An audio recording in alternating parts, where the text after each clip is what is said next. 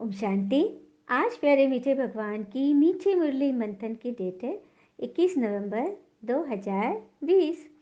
तो मीठे मीठे बाबा ने आज कहे, यह संगम युग सर्वोत्तम बनने का शुभ समय है, क्योंकि इसी समय पिता हमें नर से नारायण बनने की पढ़ाई पढ़ाते हैं। तो यह संगम युग चारों युगों में श्रेष्ठ है, जिसमें हम सर्वोत्तम अर्थात पुरुषोत्तम बनते हैं, क्योंकि हमें स्वयं भगवान बैठ नर से नारायण और नारी से लक्ष्मी बनने की पढ़ाई पढ़ाते हैं। तो सभी को अपना एम ऑब्जेक्ट याद है ना? प्रश्न, तुम बच्चों के पास ऐसी कौन सी नॉलेज है जिसके कारण तुम किसी भी हलचल में नहीं रह सकते? तो उत्तर है, तुम्हारे पास इस बने बनाए ड्रामा की नॉलेज है। तुम जानते हो इसमें हर आत्मा का अपना पार्ट है। बाबा हमें सुख का वर्षा दे रहे हैं, फिर हम रो कैसे सकते हैं? बाबा उन बच्चों से कह रहे हैं जो कि प्रॉब्लम में कुछ छोटी सी बात होती है ना तो रो देते हैं। उस पर बोल रहे हैं बाबा कि आपके पास ऐसी नॉलेज है, ड्रामा की बनी बनाई नॉलेज है, सब कुछ आपको पता है कि ड्रामा में कुछ भी अकल्याण नहीं है। बाबा हमें सुख का वर्षा देते हैं। हाँ, सुख सागर भगवान से मिले हुए तो हम कैसे रो सकते हैं? परवाह थी ना पार ब्रह्म में रहने वाले की। हम्म, वह मिल गया तो बाकी क्या चाहिए? बख्तावर बच्चे कभी रोते नहीं हैं। इस पर बहुत सुंदर गीत थी ना। पाना था सो पा लिया, अब कुछ रहा न बाकी। बाबा मिले तो मनवा गाए खुशी का गाना। बाबा मिले तो मनवा गाए खुशी का गाना। रोना कभी नहीं रोना, चाहे कुछ हो जाए, बात सलोना सलोना। रोना कभी नहीं रोना, हंसते ही रहना और हंसाना, क्योंकि हमें स्वयं भगवान बैठ पढ़ा रहे हैं। है ना बड़ी बातें। तो ऐसे बच्चे को कभी रोना नहीं है। ओम शांति। फिर बाबा आगे बोल रहे हैं कि मैं ही सत्य हूँ, चैतन्य हूँ, तभी तो मुझे सत्यचित आनंद स्वरूप कहते हो।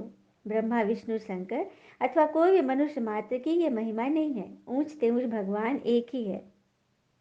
हाँ, जिसे ही सुप्रीम सोल कहा जाता है। यह ज्ञान भी तुम्हें इस समय मिल रहा है, फिर कभी नहीं मिलता है। मतलब संगम पर ही जब भगवान आते हैं ना तो हमें ऐसी बातें बताते हैं कि मैं आया हूँ तुम सबको सुखधाम में ले जाने। यह ज्ञान तुम्हें फिर कभी नहीं मिलेगा।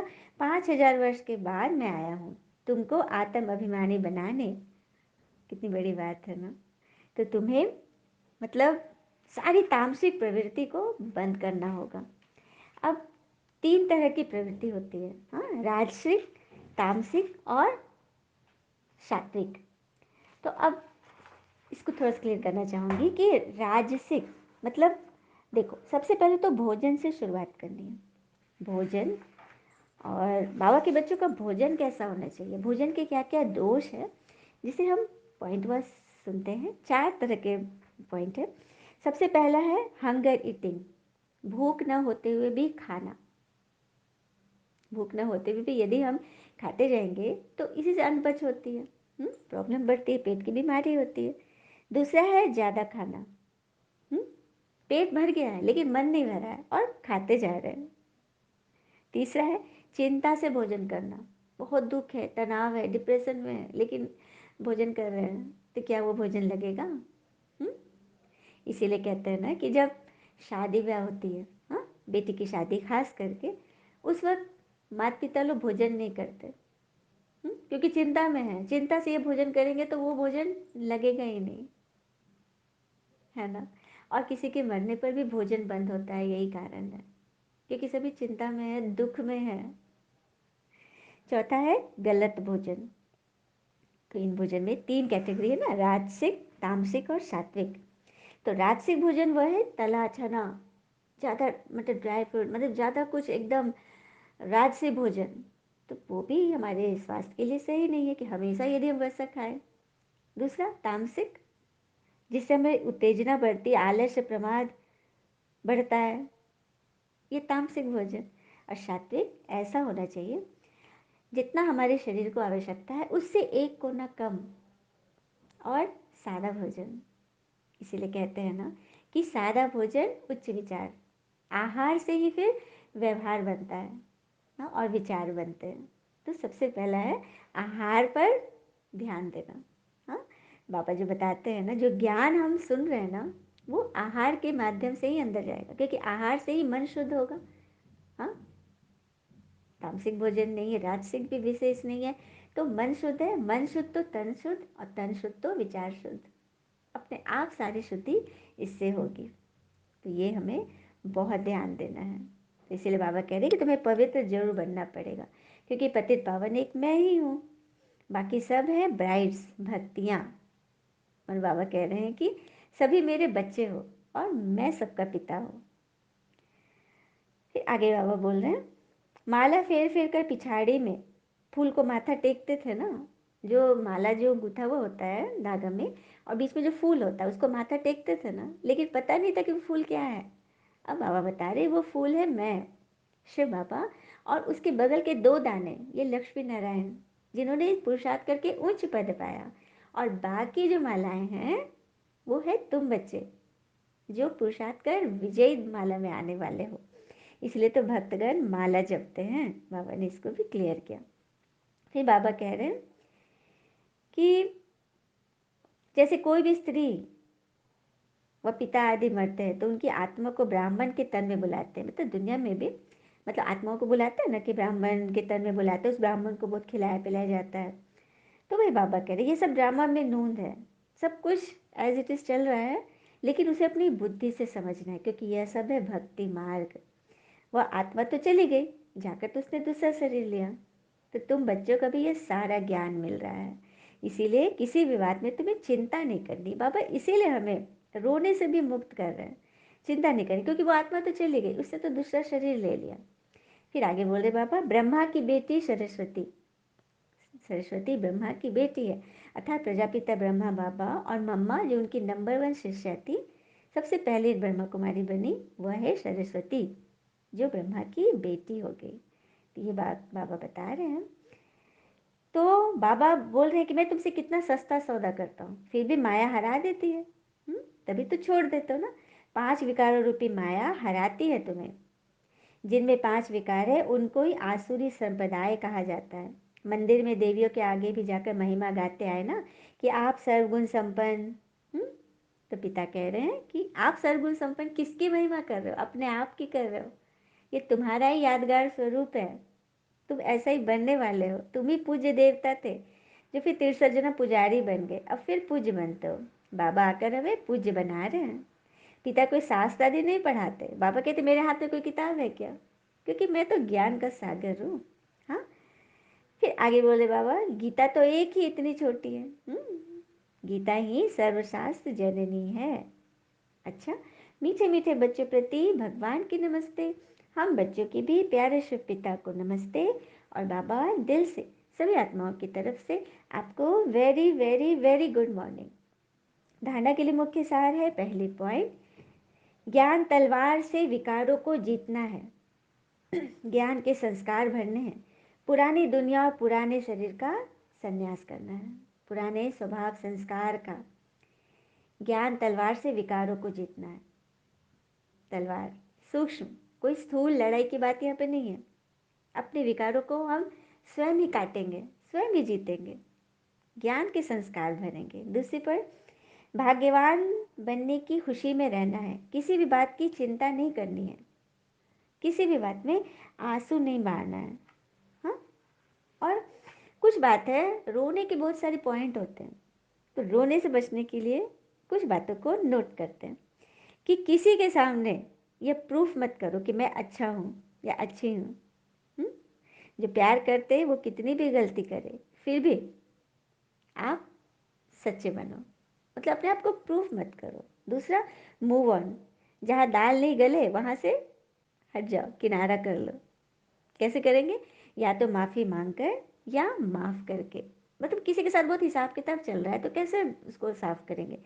माफ़ी मांग लेंगे या फिर माफ़ कर देंगे। फिर है दूसरों की सक्सेस को एंजॉय करो, तभी सक्सेस खींच दो आपके पास आएगा। कभी भी किसी की सफलता से ईर्ष्या मत करो, है ना। और है सच्चे का संग करो, ऐसे लोगों के बीच रहो जिससे लाइफ में तुम आगे बढ़ो, वह नहीं कि जिसके द्वारा हम और ही पीछे जा रहे हैं। ये समझ तो होनी चाहिए। और अपना पहला चैप्टर, हाँ, किसी के 10वें चैप्टर से मैच मत करो। आप पहले चैप्टर में, कोई 10वें चैप्टर में, बिल्कुल तुलना तो किसी से नहीं करना, मैच नहीं करना है। आप जो हो श्रेष्ठ हो। अपनी खुशी कभी भी कम मत आंको, बढ़ाते जाओ। मतलब कभी नहीं सोचना है कि हमारे पास बहुत कमी है, सामने वाला तो बहुत ऊंचा है, बहुत अमीर है, हाँ, या बहुत ज्ञानवान है, मैं तो अभी बहुत कम, मैं तो अभी बहुत छोटी हूँ, मैं तो ये ज्ञान में एकदम नहीं आई हूँ, मैं कैसे कर सकती हूँ। नहीं, आपको भगवान ने चुना है, भगवान की नज़र आप पे पड़ी है, आप महान आत्मा हो। हमेशा अपने आप को महान समझना है। महान बनेंगे ना तो ही अपने आप को इस दुनिया में मेहमान समझेंगे। सुंदर बात है ना।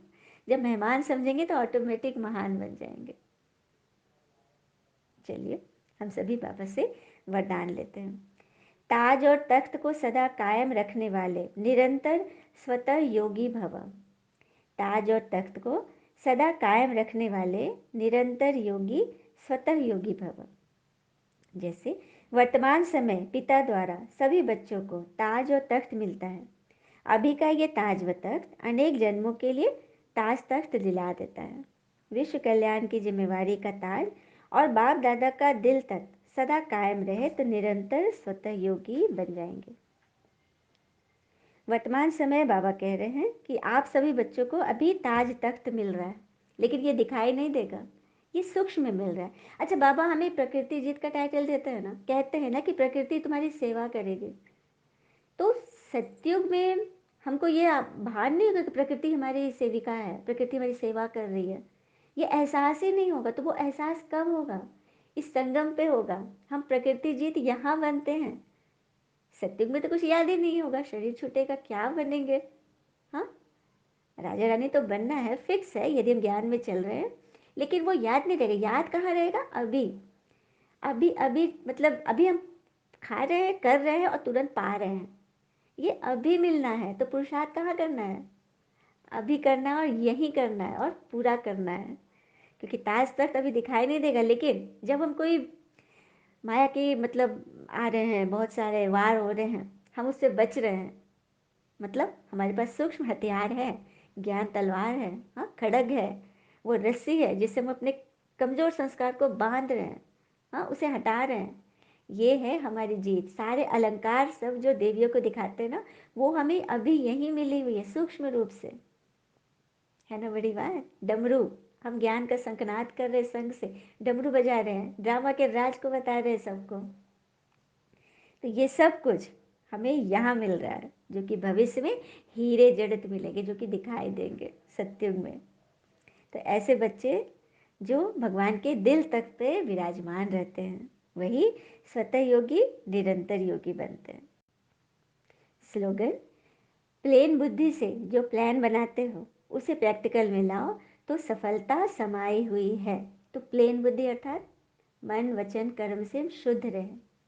जितना जितना शुद्धता रहेगी ना, उतना उतना लाइन की कैचिंग पावर रहेगी। परमात्मा तो अपने, उनकी फ्रिक्वेंसी चारों तरफ है, जैसे सन की रेज चारों तरफ फैली है ना, सब पर सन का प्रकाश फैल रहा है, उसी तरह से परमात्मा की कृपा सभी पर है। हमारी लाइन प्लेन नहीं होगी मन बुद्धि की, तो हम कैच नहीं करेंगे, फ्रिक्वेंसी से अपनी फ्रिक्वेंसी मैच नहीं करेंगे। तो जैसे जैसे प्लेन बुद्धि हो जाएगी, तो जो प्लान बनाते हैं ना सर्विस की, वो सफलता दिलाएगी, हम सफलता मूर्त बन जाएंगे। अच्छा, ओम शांति। शुक्रिया मीठे बाबा, वो बाबा के प्यारे प्यारे बच्चे। थैंक यू बाबा। All is well always. Om Shanti.